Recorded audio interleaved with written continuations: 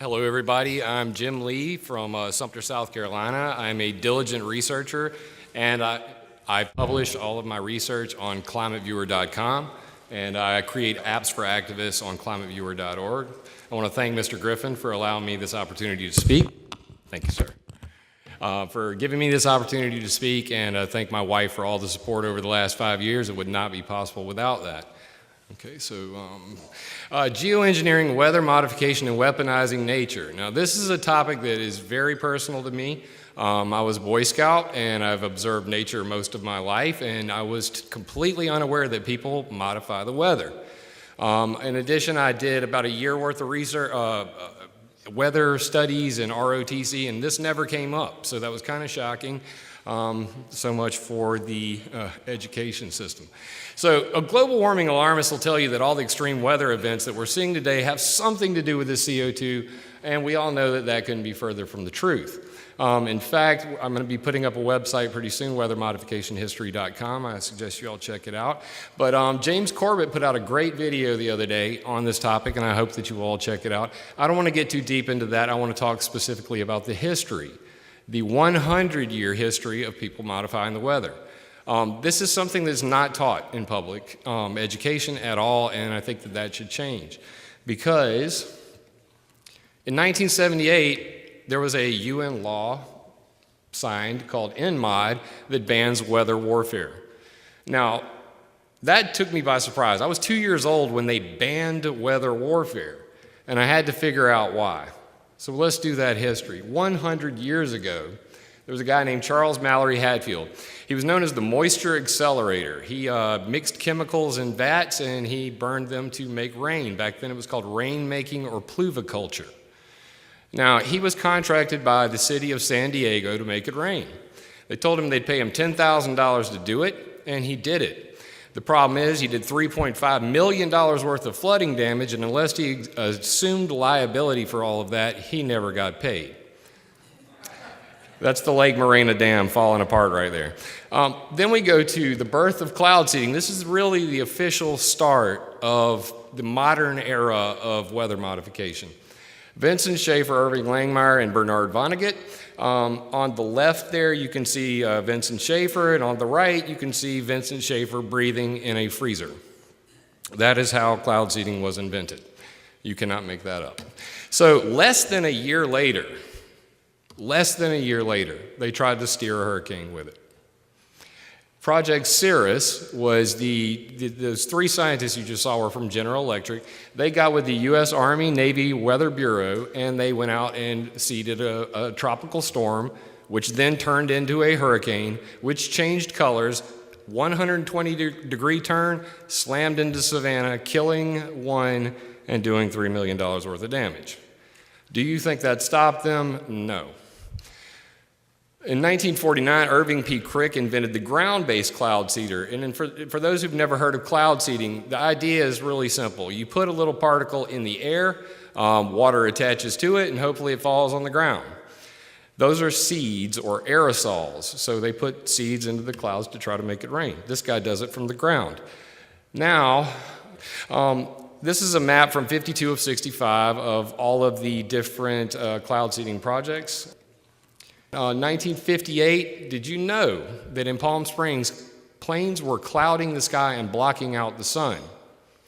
Today we call this chemtrails euphemistically online, as the general term that they like to call it, but in 1958, they said that an exuberant mob of skyriders were blocking out the sun. The Air Force so far is flabbergasted. The Navy wasn't, however, when they were dropping carbon black dust suspended in liquid, creating clouds. Now, our previous speaker spoke about soot. That's the other term for carbon black dust. So they were putting carbon black dust in the sky, making clouds, and destroying them with a dry version. They had preventing forest fires with cloud seeding with Project Skyfire, and Project Skywater quickly expanded the United States federal involvement in weather modification. You can see contractors, experimental, pilot projects, and Bureau of Reclamation, everybody's favorite. Now, they modify the weather. So the military also started modifying space. Now, they don't like the ionosphere because it's unpredictable. And unpredictable is not cool for operations, so why don't we create an artificial ionosphere by putting 480 million needles in space? Some of them are still up there, the rest are in the North Pole in the ice. NOAA then had Project Storm Fury, where they did more cloud seeding experiments on hurricanes. NOAA swore they would never do it again after this. In 1963, they started plasma seeding. And I like to call it plasma seeding because it's similar to cloud seeding. It's just done in space. They call that space weather modification. They banned upper atmospheric nuclear explosions because the military was trying to destroy the ionosphere, which they failed, thankfully. And so they had to come up with a better way to engineer a mousetrap, so they started using sounding rockets and creating artificial ion clouds in space. These ion clouds are made of barium and strontium. Now, this is something that's usually attributed to chemtrails, and that's because people don't know the 60-year history of dumping barium and strontium in space. The reason they do this, the ionosphere is invisible. You need a tracer element to see it. So they dump chemicals up there, they heat them with microwaves, and they can see it. They can also modify it. The solar-powered satellite was an idea they had in 1968 where they said, as long as the program was called solar energy by the United States, it couldn't be called a weapons project. I will be releasing this online so you guys can get a copy of this entire presentation with references. Commercial airlines to end, quote, smoke pollution of the skies, 1970.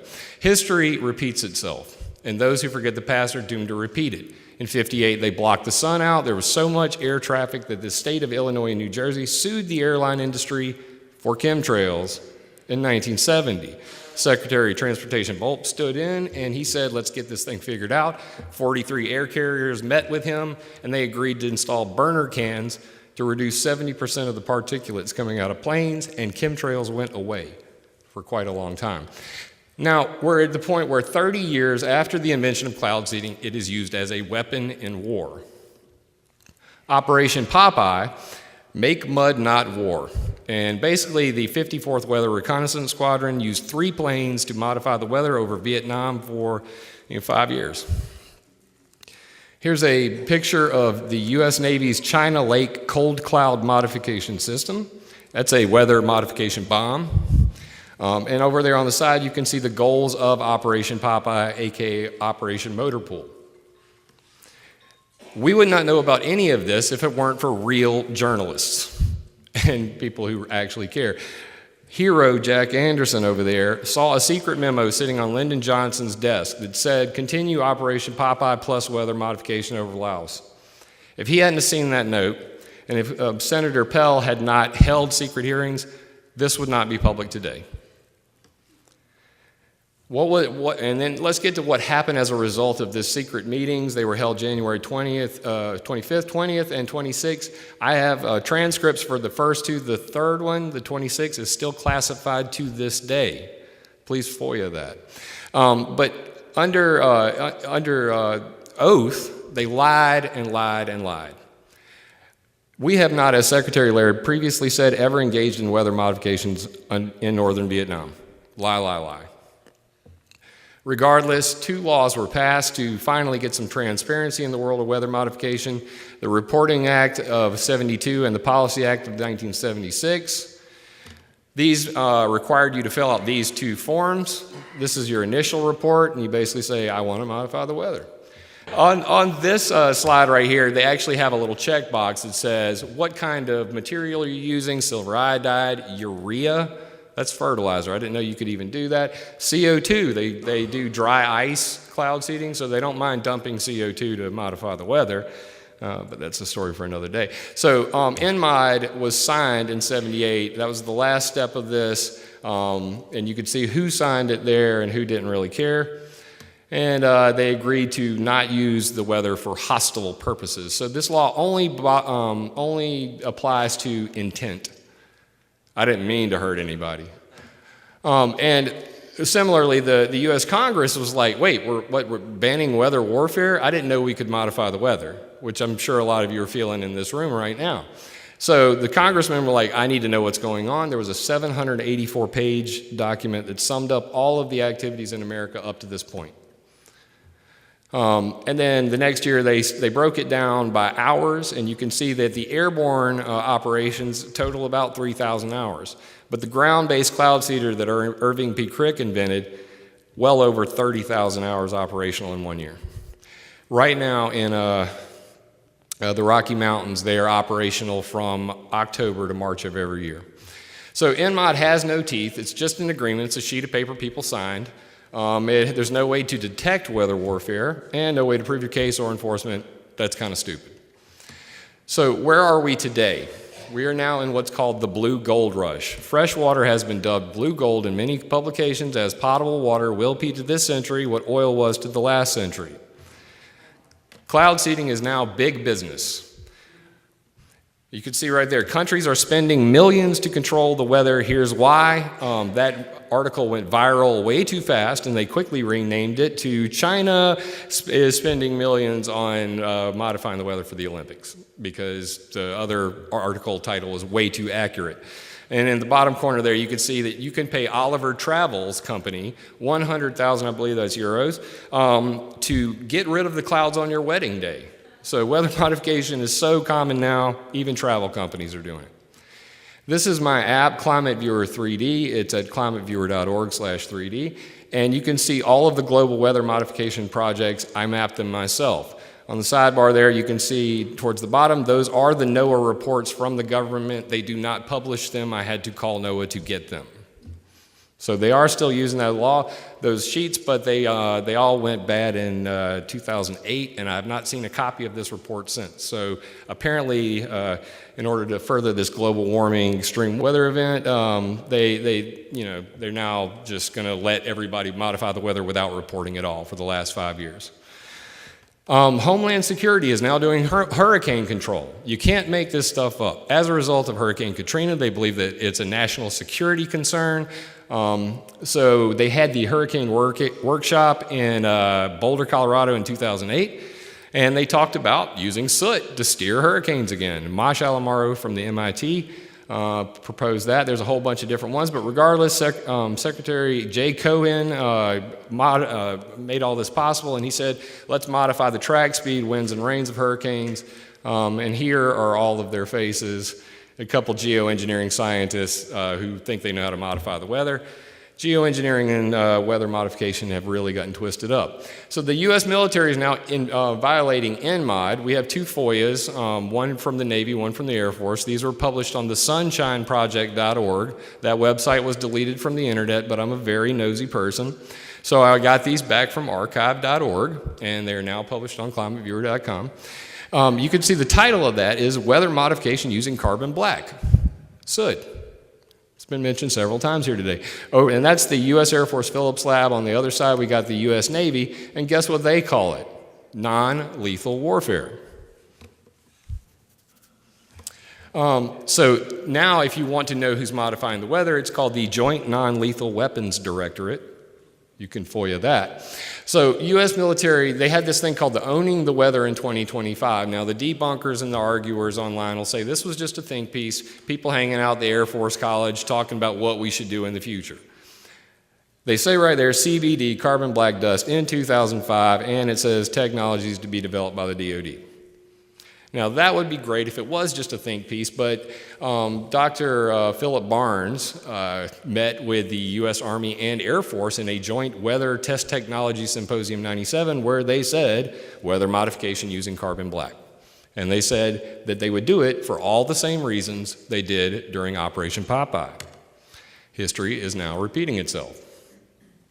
Cloud ionizers. Now, nobody knows about this. As far as I know, it's the only place it's even mentioned on the internet is on my website. And I've been telling everybody about it for 3 years, so one day they'll talk about it.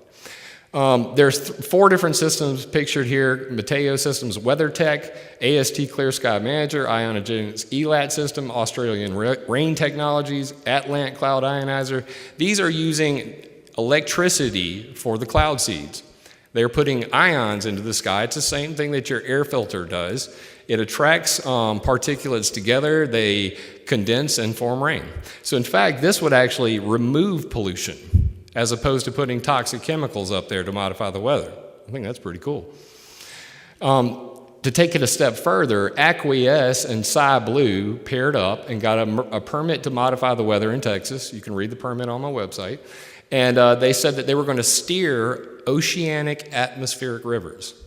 These are also called tropospheric rivers. These are rivers in the sky. So what they realized is that they've been just generally cloud seeding on every cloud that comes by, but in reality, if there's not enough water, cloud seeding will actually shut off precipitation. If you can steer a river in the sky, you can bring all the water you want. Coincidentally, I've been talking about rivers in the sky for 3 years, and one came and visited my house October of last year. They called it the 1,000-year flood in South Carolina. I got 33 inches of rain in one day. That's a coincidence, I'm sure.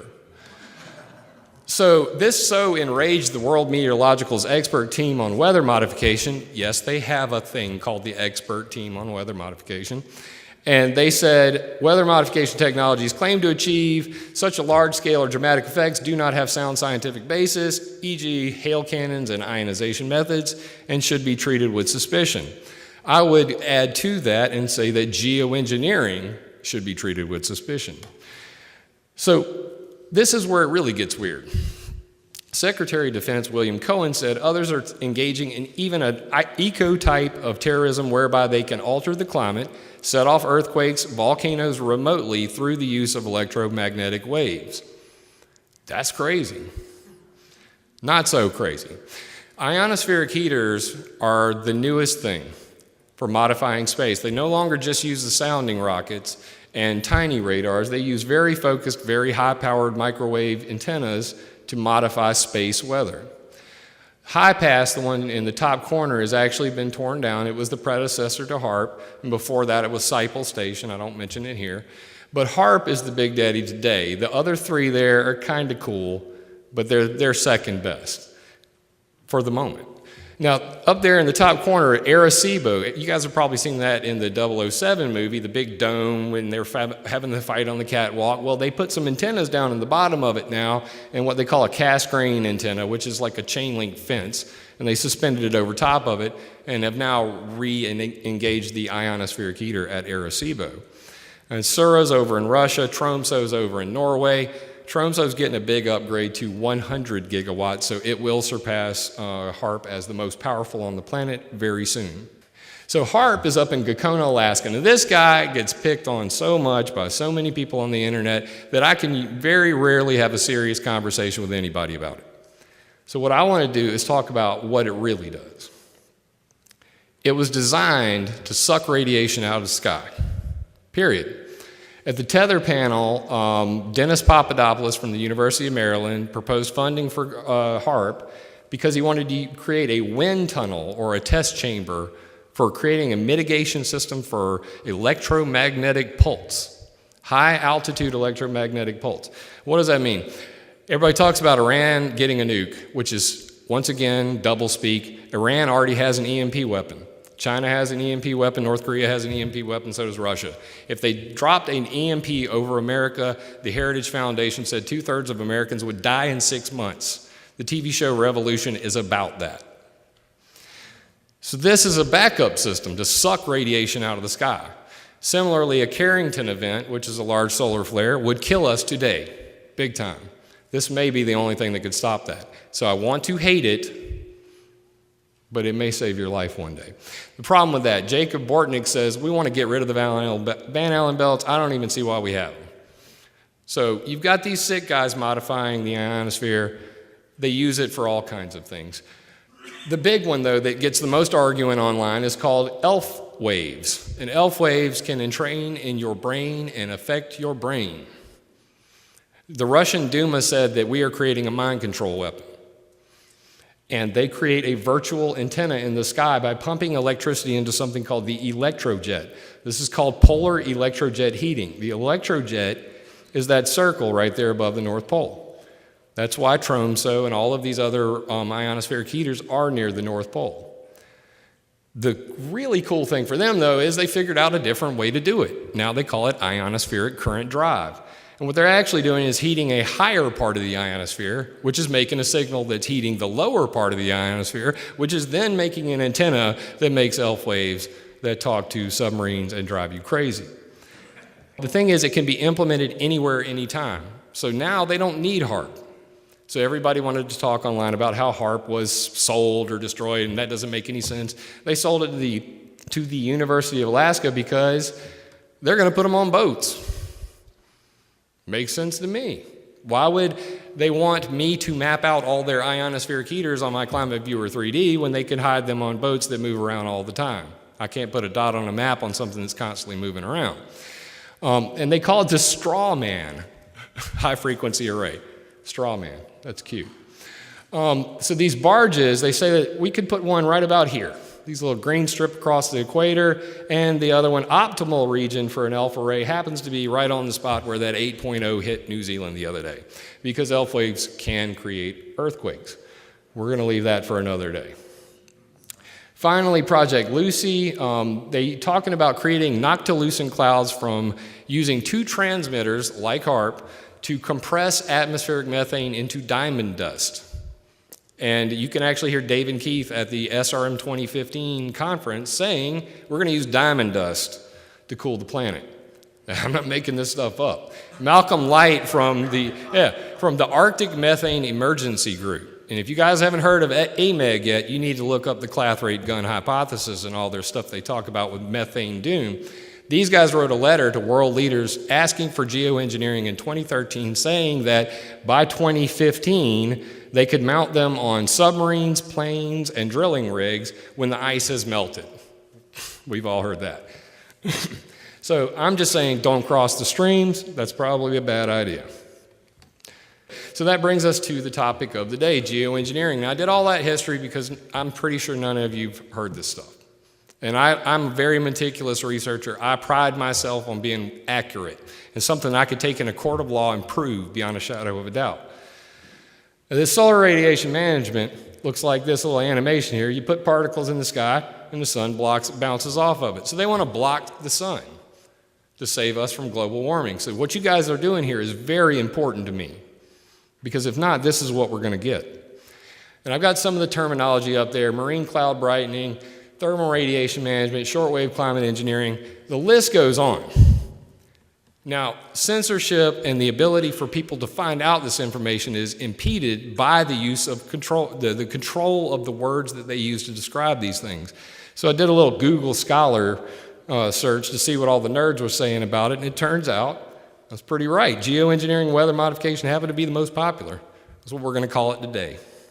But there are many other different terms. Climate engineering is more accurate. That stuck for a little while, and then they called it climate intervention when the CIA stepped in and renamed it that. This all came about from Edward Teller, Lowell Wood, and Roderick Hyde. Edward Teller invented the hydrogen bomb.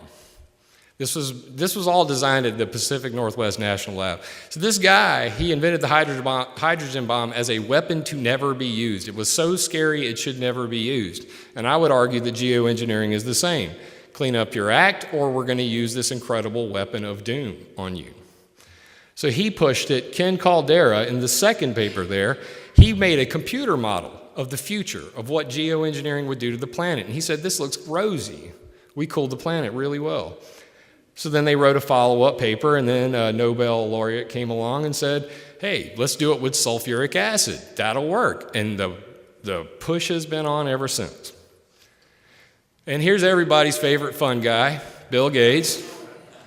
And he has something called the Fund for Innovative Climate and Energy Research, FICER, where he hands out money to Ken Caldera and David Keith, and all the scientific Illuminati come over and beg for money from them. That's why we get all this geoengineering studies. Chart on the left-hand side shows who's paying for it. National Science Foundation is the biggest culprit. You can see the FICER right above that smaller dot, European Commission, NERC. These are the people paying to block your sunlight in the future.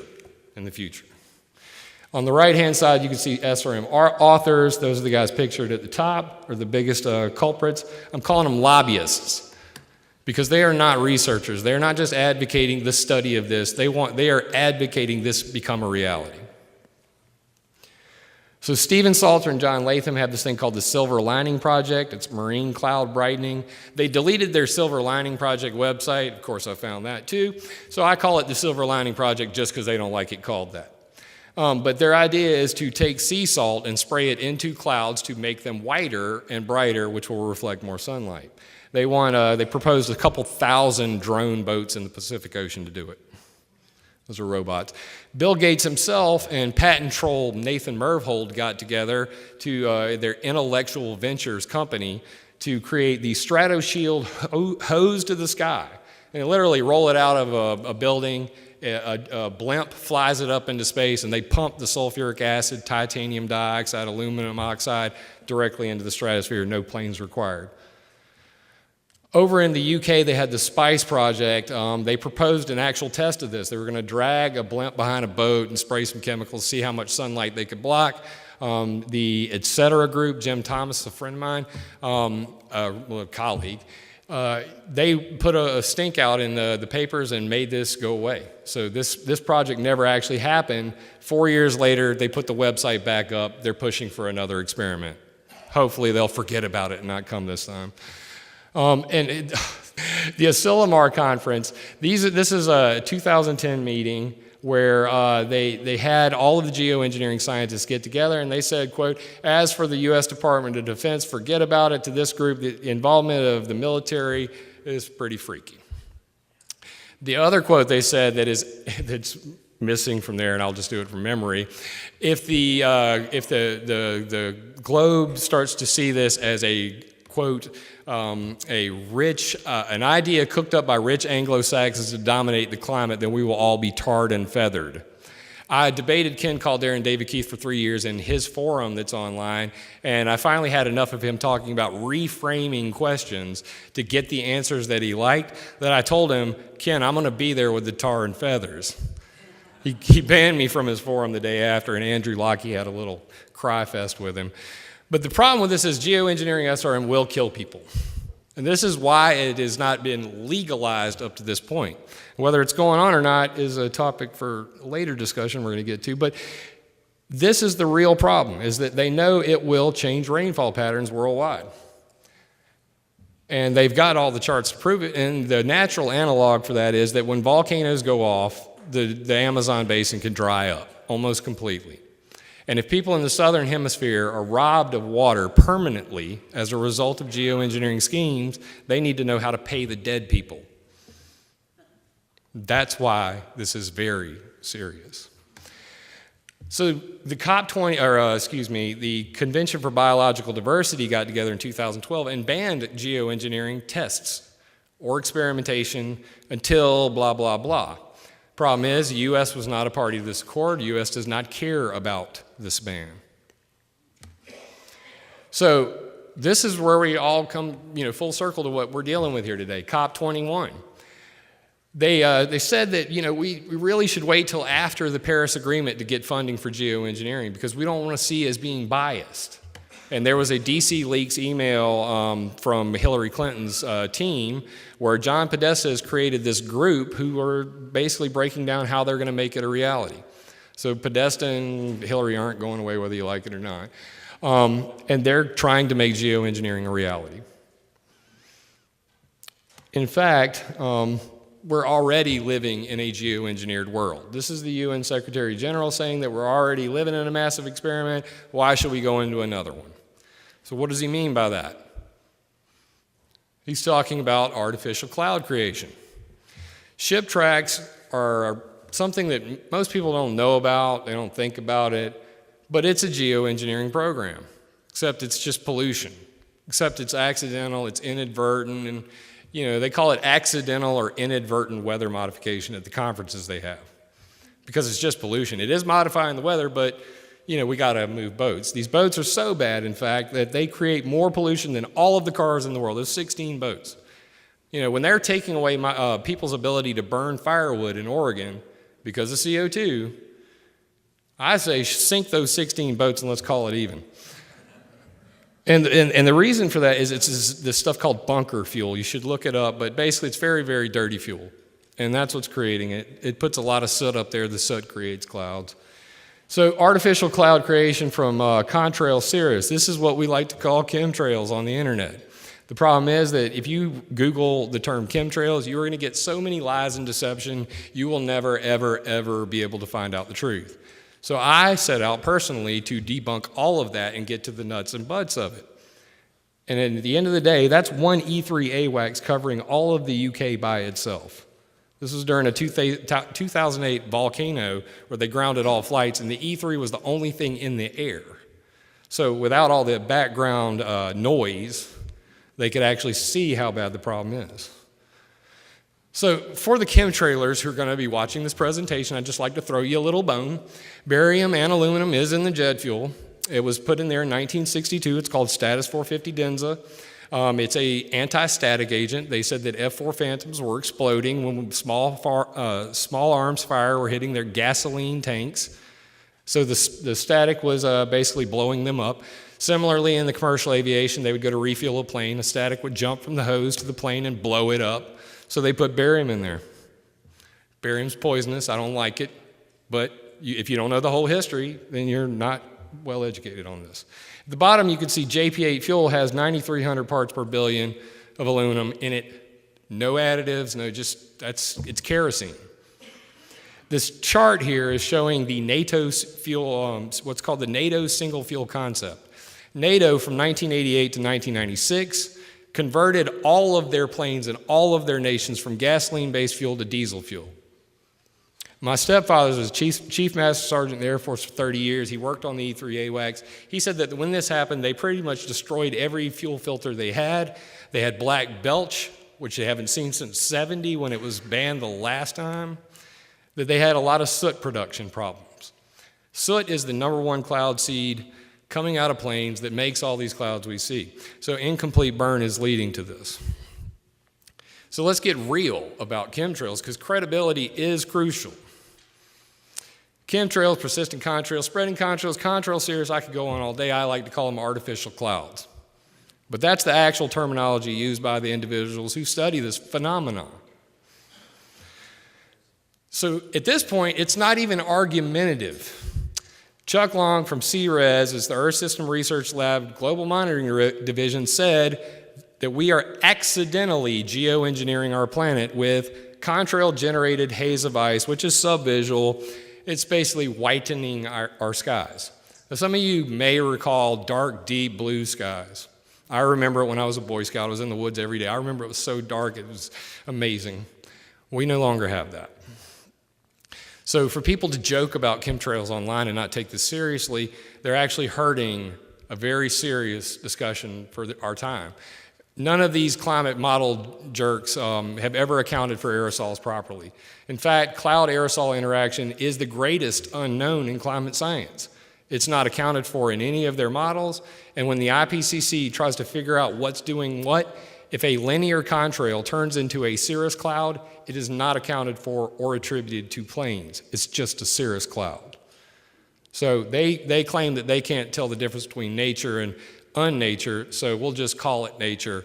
And as a result of that, the chart for cirrus clouds is this big. The chart for contrail cirrus is this big. You can add up CO2, methane, and other. It's still not near as big as the cirrus clouds, which the planes are creating. So David Key said that if we were going to geoengineer the planet, we need 25,000 metric tons of sulfuric acid in the sky to do it. Forget about acid rain. I learned about that in high school. They don't talk about it anymore. Banned terminology, don't say acid rain. But that's what they want to do. So this guy, Oscar Escobar, he did a little bit of math, and he said, well, they're already putting 20,000 metric tons of sulfuric acid up there in 1990. And the last estimate, by 2010, it should have been up 110%. We're well over that. So he's saying, why don't we end this unintended but failed and still ongoing experiment? And I fully agree with him because we are putting insane amounts of sulfuric acid up there. So I heard from a couple of my hacker buddies that there was a text file on an FTP server on the EPA website that said, we want to know if you think that these planes are affecting human health. If you do, would you like to have a hearing? I was the only person on the planet who said I'd like to. Lucy Audette from the EPA called me. She's a senior policy analyst. She tried to talk me out of coming. Of course, I recorded all that and put it on my YouTube channel, youtube.com/Jim Lee ClimateViewer. You can watch it. You can watch her beg me not to come. It's great.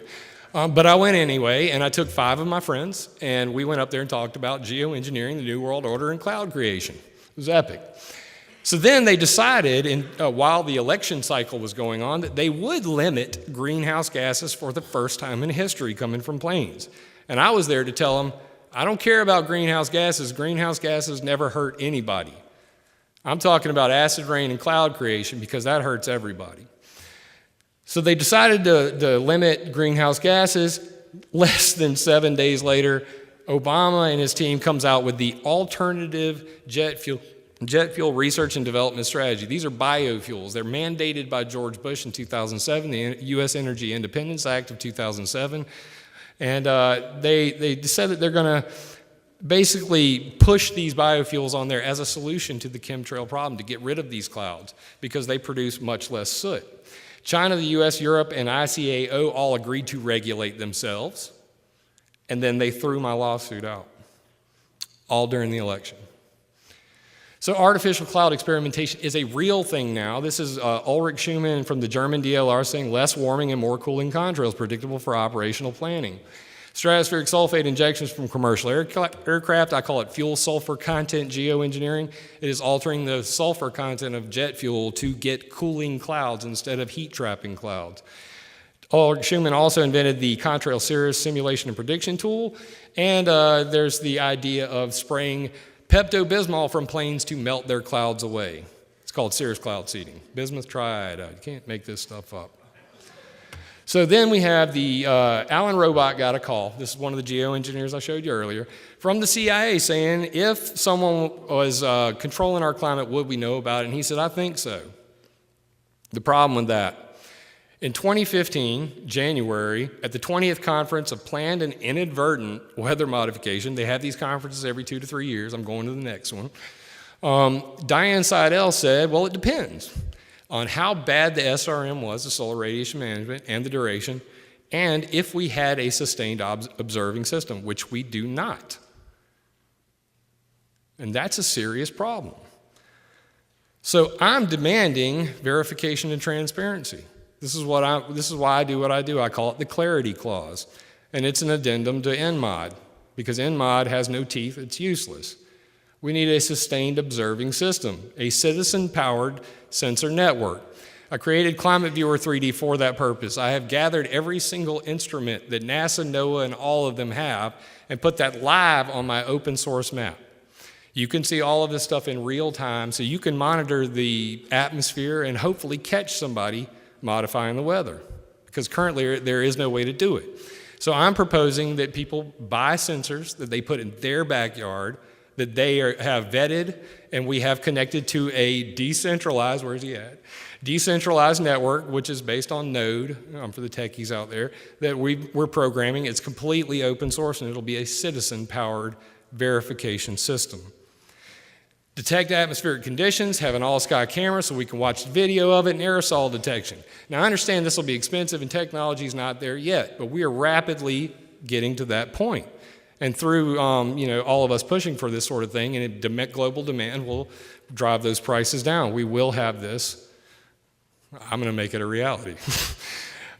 So transparency, I want a multilateral registry of cloud seeding, geoengineering, and atmospheric experimentation events, and a 24-hour notice available on a website so that if somebody hurts you, if somebody modifies the weather and a flood destroys your property, just like with Hatfield back in the day, that you can prove your case in a court of law and do something about it, because currently there is no way to do that.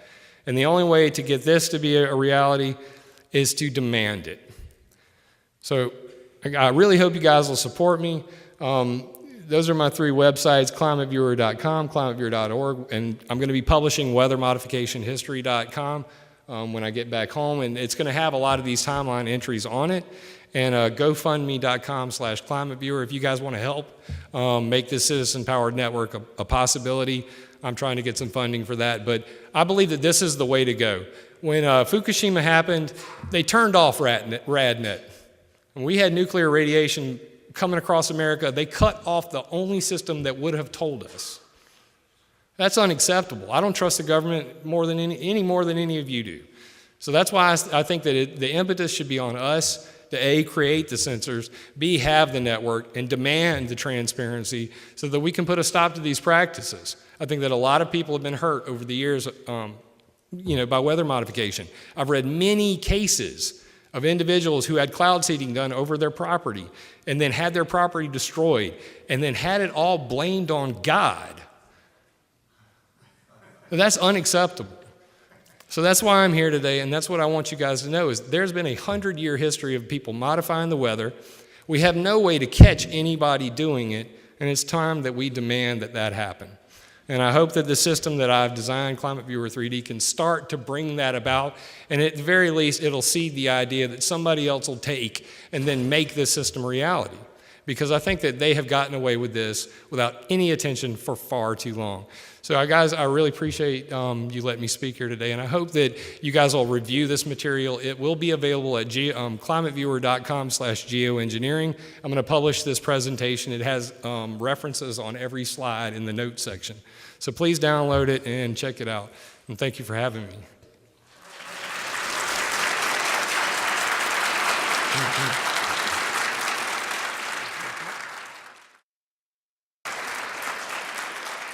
This is great. Jim, I want to thank you for giving the first succinct, documentable dissertation on geoengineering. We haven't had this yet, and it's about time.